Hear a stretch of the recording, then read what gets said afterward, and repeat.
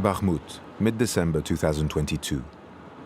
The city has become Ukraine's most active and violent frontline. It's divided by the Bakhmutka River. For months, Ukrainian forces have held on to the western part of the city. In the east, the Russians have entered the outskirts, and there's fighting on the streets.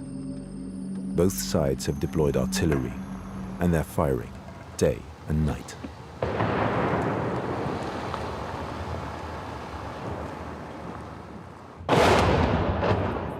Okay, just go, go, go, go, go, go, go, go, far. Yes, exactly, so straight as far as possible, this way.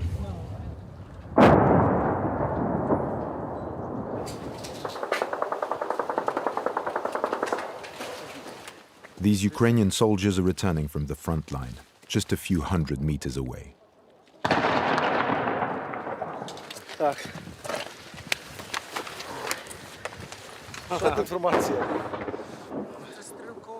The information is secret, but I can tell you it's a gunfight. Our forces shoot them and they fire back. We push them back a little. It's going okay.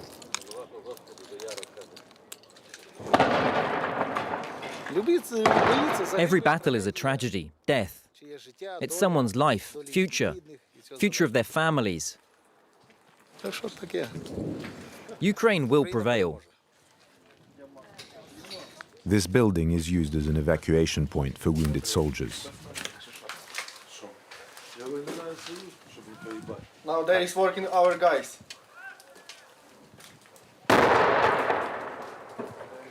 They are too close, 200 meters, 300 meters maximum. And they are fighting, but you can. You see? They want to take this city because of ways. It's very important city for them. They can start also to attack Sloviansk, Kramatorsk. We cannot give them this chance. Civilians have grown oblivious to the fighting around them after months of constant shelling. Every day they are walking here. They don't care and don't scare. This situation from them is normal.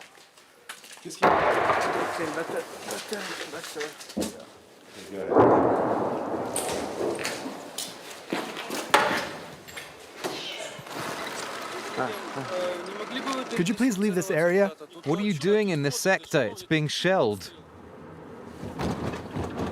Bakhmut was a city of 70,000 people before the war. Now, it is a battlefield. There's no water, electricity, gas, phone connection, or internet. Anna, Nikolai, and their 3 children rush to one of the city's humanitarian aid centers.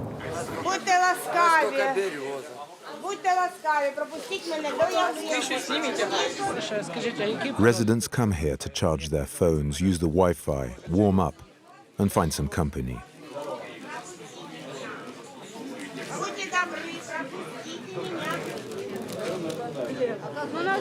A shell landed on our building. Not in our apartment, but in the neighbor's flat. My husband and I had to put out the fire by ourselves. My school is destroyed. It was school number 5.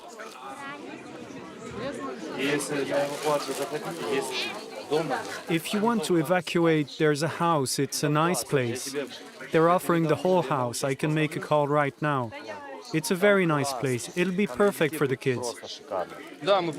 We understand that there are kind people who can host us and can help us. But eventually they'll find themselves in the same situation. And then they'll need help too. For now the fighting is here, but it could spread there too.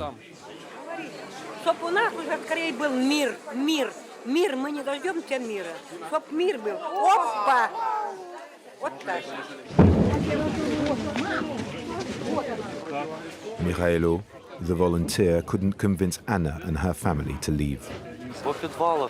People have been living in basements.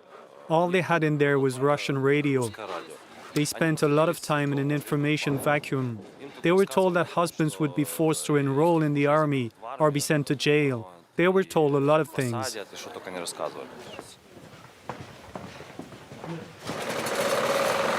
Over 90% of Bakhmut's residents have fled.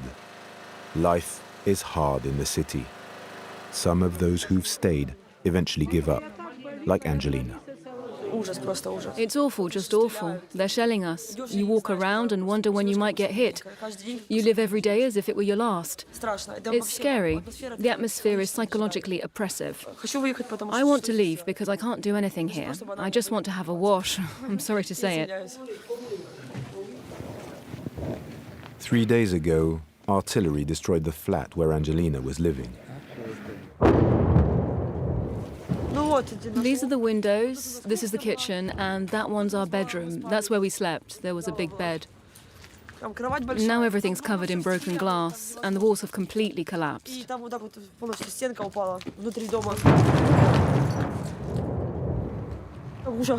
I was deafened. The shockwave hit me on my right side.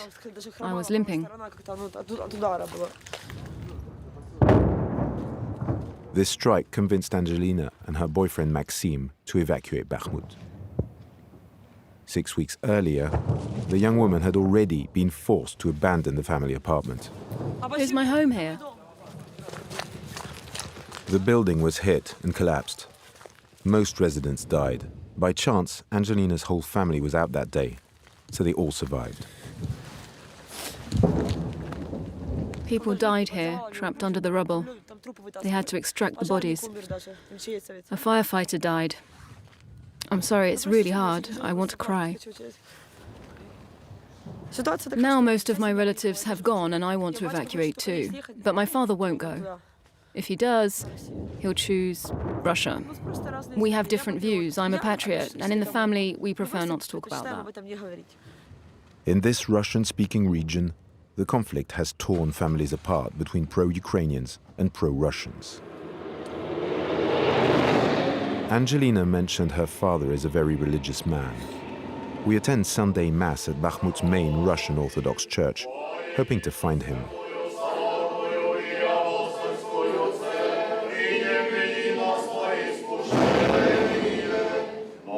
Service is celebrated in the crypt.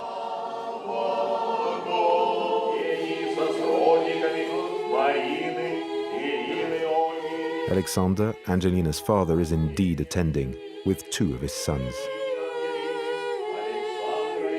С воскресным днем, дорогие братья и сестры, поздравляю. Желаю вам всем крепкого здравия, души спасения, помощи Божией. И дай Бог, чтобы Господь всех нас сохранил, чтобы мы живыми и здоровыми остались. Подкрепи вас, Господь, дорогие, в трудовую неделю. Господь. Alexander accepts to talk to us at his home. His house is set right in the middle of the battlefield. The shell fell here.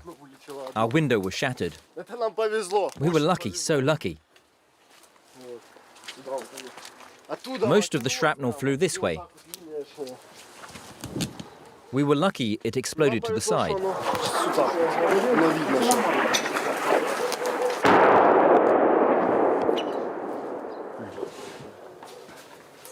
Alexander and his sons have adapted to daily life under constant shelling. Well, now we're kind of used to it, but at the beginning we couldn't sleep at night. It was so scary. The whole house was shaking.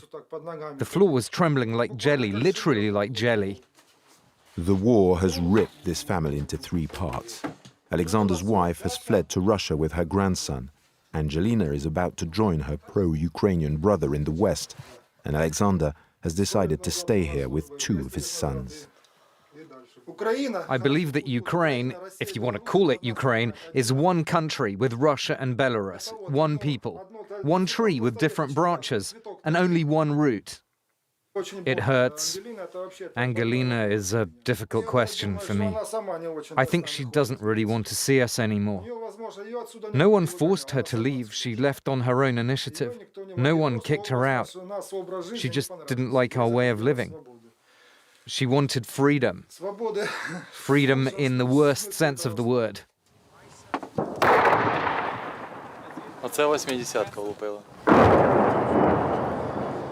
Inside the city, Ukrainian soldiers have fortified their positions. digging themselves into trenches.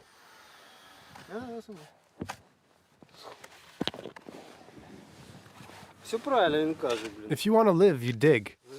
The deeper you can hide, the more chances you have to survive. The trenches are new. We're finishing them. We're making loopholes. If the Russians come crawling from this side, we'll have good firing positions. The battle is raging in the eastern part of the city. Ukrainian forces say they've recaptured a few blocks, pushing the Russian soldiers and Wagner Group mercenaries back. They must be on psychedelic drugs or totally brainwashed. They just don't give up. They're unstoppable. It's awful. They're like orcs.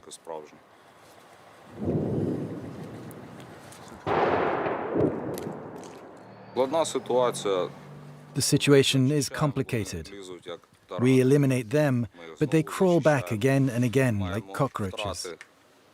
We have many losses, a lot of wounded soldiers. The Ukrainian army does not give exact casualty figures, but a constant flow of wounded soldiers are ferried out of Bakhmut to military hospitals. Ранение колена, тут шина наложена, кровотечение остановлено. Ранее это травматическая ампутация пальца правой кисти. Тоже обработано. Литр инфузии 250 кетамина час назад. Турникеты есть? Турникеты есть, но отпущены. Попущены. Все.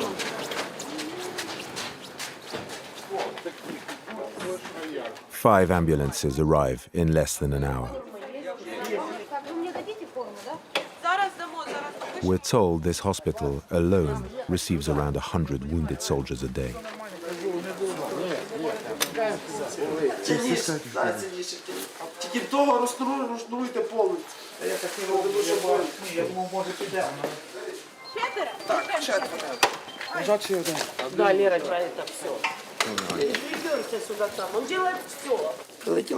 I was hit.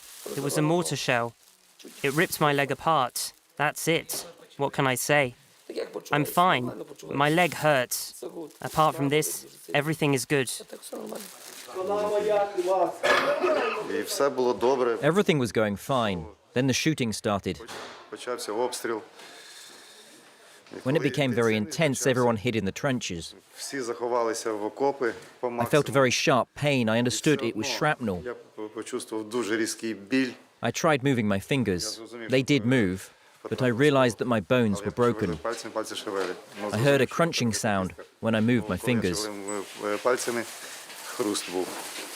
The toughest fights are going on inside Bakhmut now. The toughest. It's really hell. Next morning, Angelina and Maxime are ready to go. We meet them in a basement where they have their bags packed. Let's go.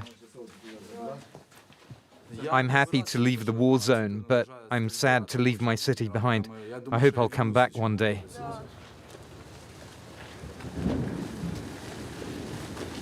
The evacuation bus is driven by volunteers who pick people up from the frontline cities and take them to safety. Today, Angelina and Maxime are the only passengers. Sometimes it's 2 people, other times it's 15. It depends. The problem is that the cell phone network is down. So we just show up here at regular times and also pick up people who manage to call us.